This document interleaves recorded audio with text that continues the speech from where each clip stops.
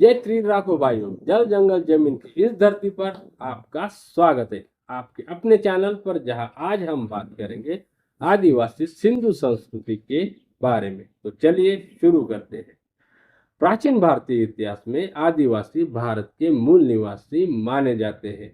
आर्यों के आने से पहले वे हिंदुस्तान के सप्त सिंधु प्रदेश में रहते थे। इस प्रदेश में 7 नदियां बहती थी: सिंधु, वितस्ता, अस्किनी, पारुष्णी, विपाशा, शतद्रु और सरस्वती।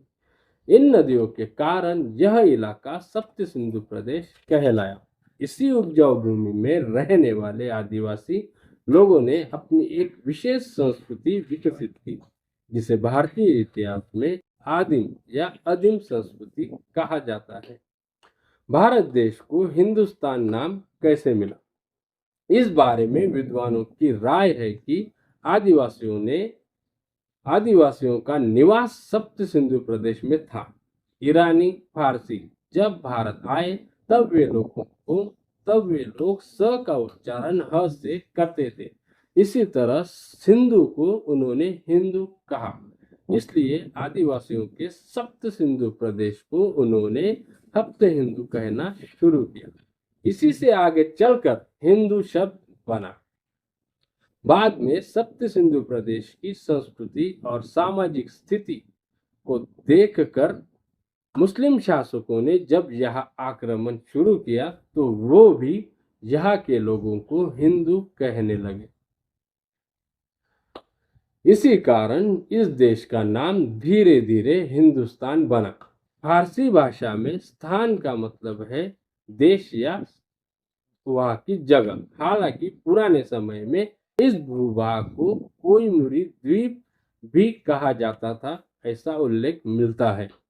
इस प्रकार हिंदू और हिंदुस्तान ये शब्द सप्त सिंधु प्रदेश और यहाँ विकसित हुई सिंधु संस्कृति के नाम से बने हैं। इसका अर्थ है कि यह देश आदिम सिंधु संस्कृति का वारिस है। सिंधु संस्कृति के लोग जिनसे बाद की नई संस्कृतियों का विकास हुआ। जब अंग्रेजों ने हिंदुस्तान में प्रवेश किया और सत्ता अपने हाथ में ले ली, तब उन्होंने भारत में सेटलमेंट बंदोबस्त करते समय यह ध्यान दिया कि इस देश के असली मूल निवासी तो आदिवासी ही है। जो लोग किसी स्थान के मूल निवासी, मालिक या मूल निवासी होते हैं, वे वहाँ जंगल, नदियाँ, पहाड़, खेतों के बीच प्राकृतिक जीवन जीते हैं। ऐसे लोग आज भी पाए जाते हैं। इन लोगों को पहचान कर उन्हें एबोरिजिनल आदिवासी कहा गया। इसलिए पाश्चात्य देश में भी आदिकाल से रहने वाले मूल निवासियों को एबोरिजिनल कहा जाता है। एबोरिजिनल शब्द इंडिजीनियस शब्द से बना है, जो लैटिन भाषा का शब्द है। इंडिजीनियस का मतलब है किसी स्थान का आदिम निवासी होना। इसी तरह इंडिया शब्द भी लैटिन भाषा से आया है। जब अंग्रेजों ने हिंदुस्तान पर कब्जा किया और सत्ता अपने हाथ में ली, तब उन्होंने इस देश का नाम इंडिया रखा और यही नाम भारतीयों को भी दे दिया गया।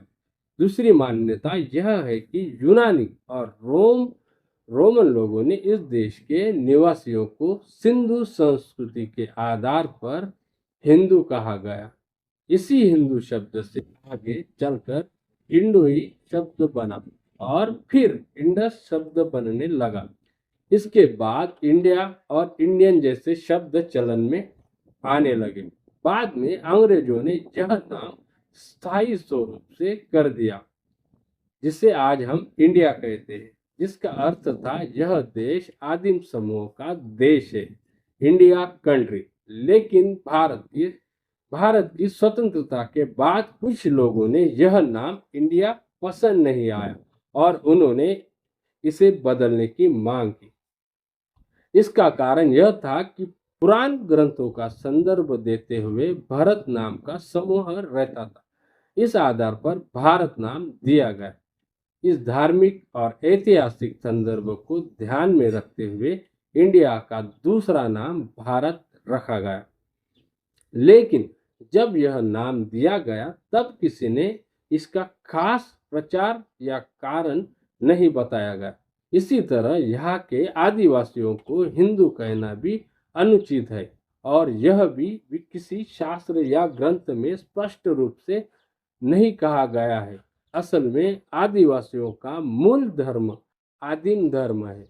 बाद में भारत नाम से जुड़े अनेक पौराणिक ग्रंथों में आदिवासी परंपराएं और मान्यताएं जोड़ दी गई है।